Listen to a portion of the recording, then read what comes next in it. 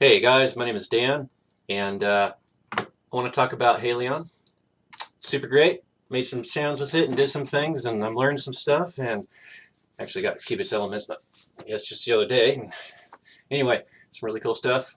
I was trying to look for a basic video just to show you how to start using it if you're a new user, and I ended up only finding people that were saying a bunch of other stuff that was unnecessary, but then again, there's a million videos out there. But anyway, so I'm going to make one about it. If you're a new user, this is what you should know. This gets you started. So anyway, on the left side of the plugin here is called the slot rack, and you can have 16 different samples selected, and most of the samples here have a basic effect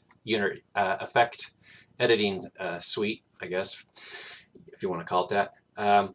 Most of them have this kind of deal going on, but there is other plugins that actually have a different deal, more options, and depending on what you choose. So you can choose a bunch of instruments, and after you write your MIDI in, it plays it. Now, in order to, if you're using multiple instruments to play on, call that multi-timbre.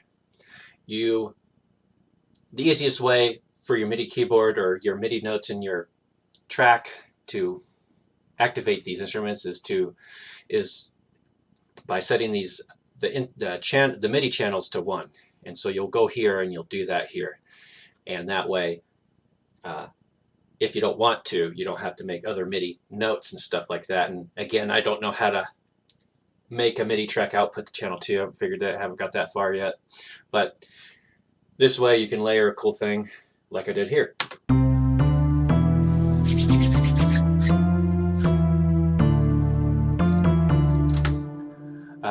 So there's that. Now, this also has effects.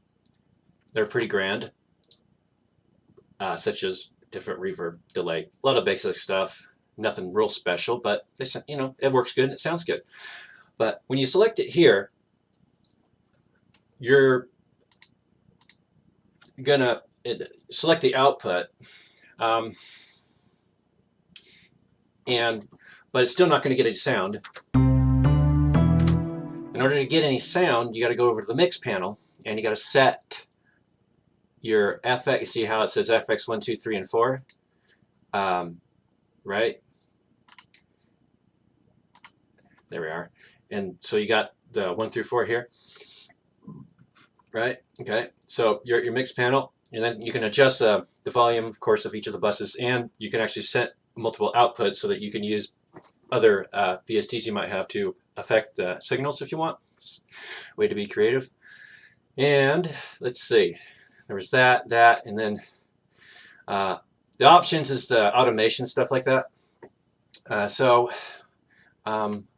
Oh, and I should probably mention that when you load instruments and stuff, it's nice to have this screen. You can choose stuff here and this screen like this here, but I like to have the edit window up, and then all you have to do is go over to the slot rack here and click on an arrow. And you click on an arrow, and whatever particular slot you have selected is what will be loaded in once you choose it.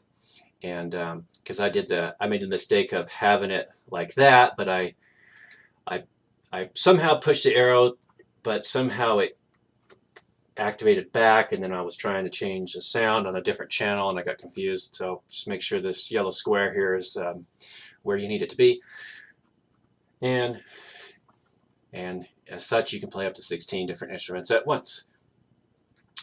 Affect it, send it out separate buses. And there are other ways to go about doing some things and whatnot. You got the wrapper up here.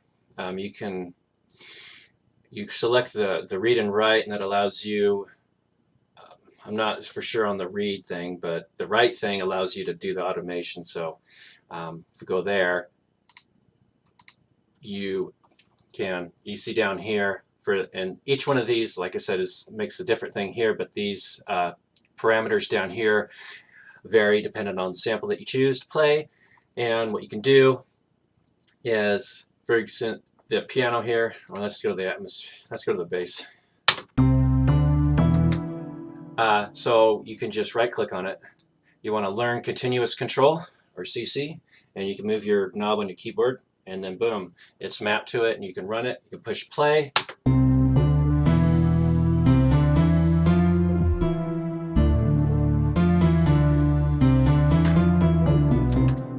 And it seems to be affecting all of the instruments.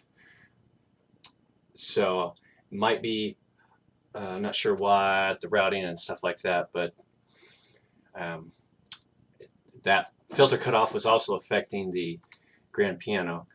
And again, I'm sure there's a simple way to figure that out. It must be mapped to the mix.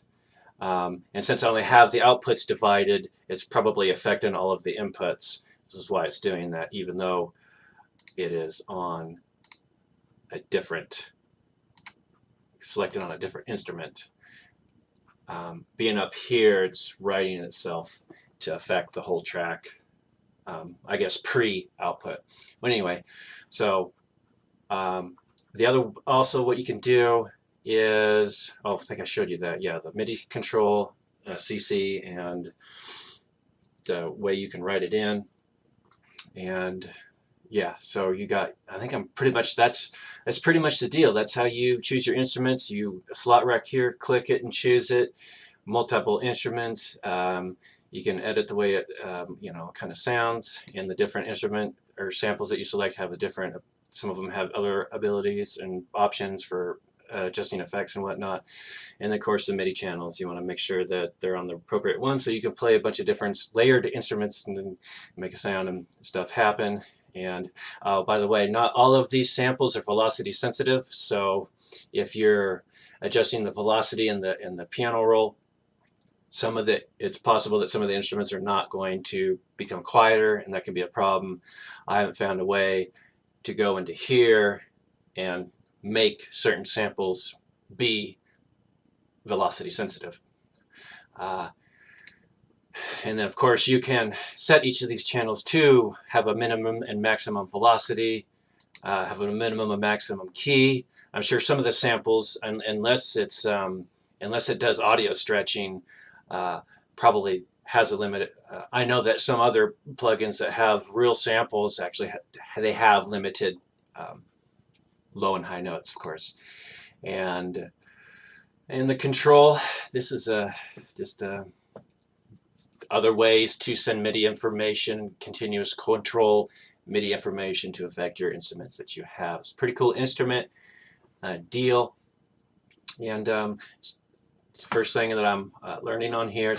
And just thought I would talk about it and share it and make a little video. And as I learn more and more about the Cubase and other plugins and stuff about it, just a way that I'm keeping myself motivated and whatnot. And if you guys have anything to say or any questions or any comments, great.